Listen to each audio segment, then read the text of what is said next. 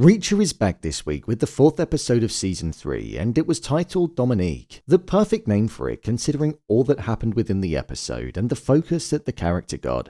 I think this could actually be my favourite episode of the season so far, and it served its purpose well in providing the backstory to the evil crime boss of the season, Julius McCabe, who Reacher knew was Xavier Quinn, an evil ghost from his past who he thought that he'd eradicated from the face of the earth several years ago following what happened between Quinn and a person who Reacher grew close with and respected. With an ending that showed us that Duffy could also be in danger and potentially face the deadly effects of dealing with Quinn. Let's dive into the episode and break down all that there was to take away from it. Here is Reacher Season 3 Episode 4 Ending Explained. Just to let you know, this video will contain spoilers. Reacher's connection to Francis Xavier Quinn.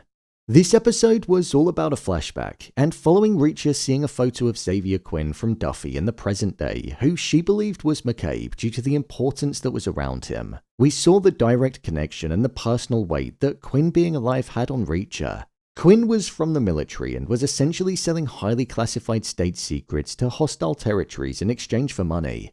Not only that though, we found out that he was an extremely evil human being. For example, he kidnapped Gorowski's 4-year-old daughter to simply prove that he could do it if he wanted to, so that he could get him in his pocket and get some of the secrets that he was requiring from him.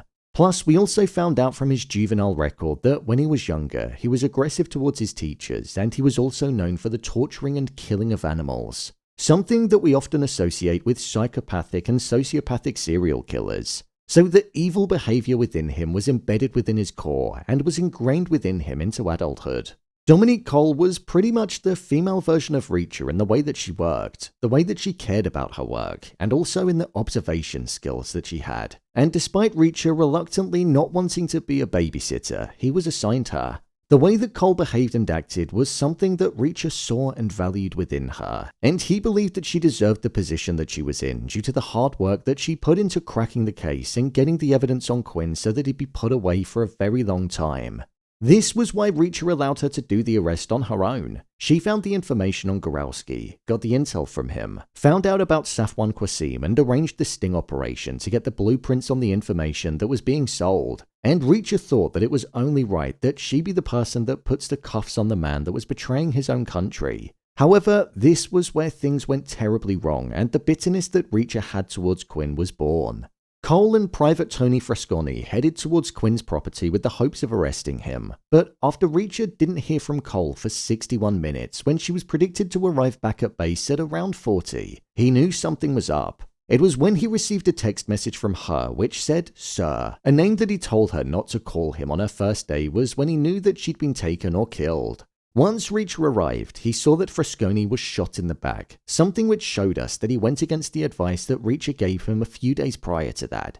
This advice was never turn your back to save a soldier. You end up with 2 dead soldiers that way. Frasconi cared about Cole and he let his emotions get in the way and it ultimately cost the both of their lives. When Reacher said that line to him in the alleyway, I knew that it would be curtains for both Frasconi and Cole, and it's a shame that it happened. Reacher realized that Cole was probably taken hostage because he predicted that Quinn would want to get information from her on who the commanding officer was that was building up the case against him. Then, once he had that, he'd look to have them killed. Quinn was fully integrated within the military and had connections, so it would be something that would be pretty easy for him to make happen. However, as predicted, Cole didn't spill any information and she died in the most torturous of ways whilst withholding all of the secrets that she had, showing that she not only died whilst looking to protect her country, but she also died whilst protecting Reacher. Reacher actually looked like he shed a tear whilst Cole was lying there dead, showing just how much he cared about her as we don't often see that with him. Reacher saw Quinn in another building outside, and once he got a hold of him and got him neutralized, he walked him to the edge of a rocky cliff. And despite Quinn saying that Cole was in on the plan with him in selling out secrets, Reacher knew that he was lying. Garber said to Reacher, "Do it once, do it right," when Reacher insinuated that he was going to kill him. But because Reacher used Quinn's weapon, the bullet ended up lodging into his skull and not killing him. Honestly, I'm surprised Quinn managed to survive the fall and then not end up drowning, but I guess maybe he had luck on his side. This is why Reacher was probably so shocked when he saw Xavier Quinn again for the first time, because it genuinely must have been like he was looking at a ghost. This is probably why Quinn changed his last name and started operating under a different alias as Julius McCabe, because he knew that if he ever operated under his actual name again, he'd flag up on systems and he'd have people after him. Within the closing moments of the episode, once back in the present day, we found out that Duffy actually threatened Teresa with jail time if she didn't go undercover, and she wasn't actually paid for putting herself at risk. That's why Duffy feels this level of responsibility to find her and to get her back safely, because she doesn't want her death on her hands. With Duffy going to one of the many bizarre locations and the laptop that she took, which was Angel's, which was now being tracked, it was leading McCabe's men to that very spot where it looked like they had the potential to end up in the same condition as what Dominique Cole did. One of the henchmen even said that McCabe said that if they found anyone, they should be killed. So it's not boding well for them. However, with Reacher on the way, he's going to be stuck in a difficult situation because he can't just kill them, as it would end up looking extremely suspicious that every time he goes after people, he ends up being the only survivor. So I wonder what he's going to do. My review of the episode. I thought this was a strong episode of the show. In fact, I'd probably say that it was my favourite of the season so far.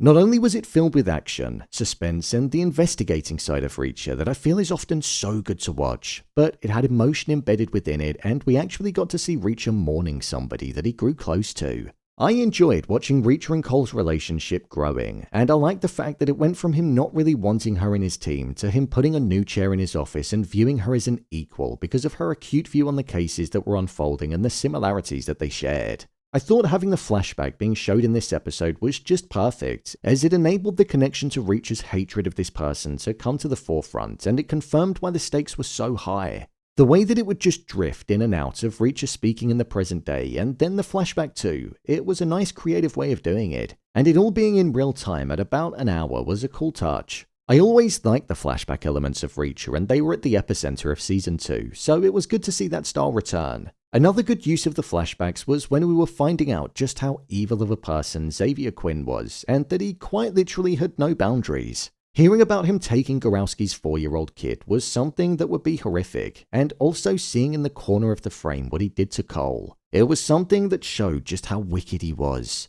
So I'm imagining we're going to see more of that side coming out in the present day as the season develops. That actually made Richard's chopping off of the ear feel like light work, which is saying something. I also thought that the relationship in the present day between Reacher and Richard Beck was interesting to watch unfold. There's always some kind of person in a season that Reacher ends up helping or looking to help that's inferior in some way, and I feel like him taking Richard under his wing is a genuine act, and it's not just to get into Beck's good books more. Reacher doesn't like a bully, and I feel he's actually helping Richard to not end up being harmed, so I wonder if Reacher's strategic fighting skills will help him.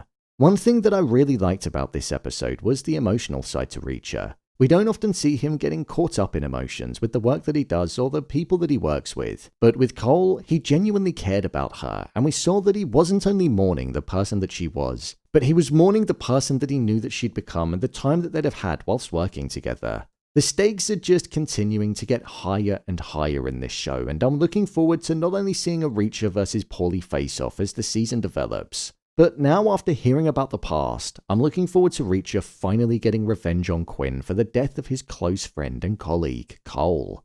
So, there you have it, Reacher Season 3 Episode 4 Ending Explained. If you want to see more videos on Reacher Season 3, then click on the card in the top corner, there'll be a playlist there. And don't forget to subscribe so you don't miss a video. Thanks for tuning into this week's Reacher Breakdown, and I'll see you in the next one.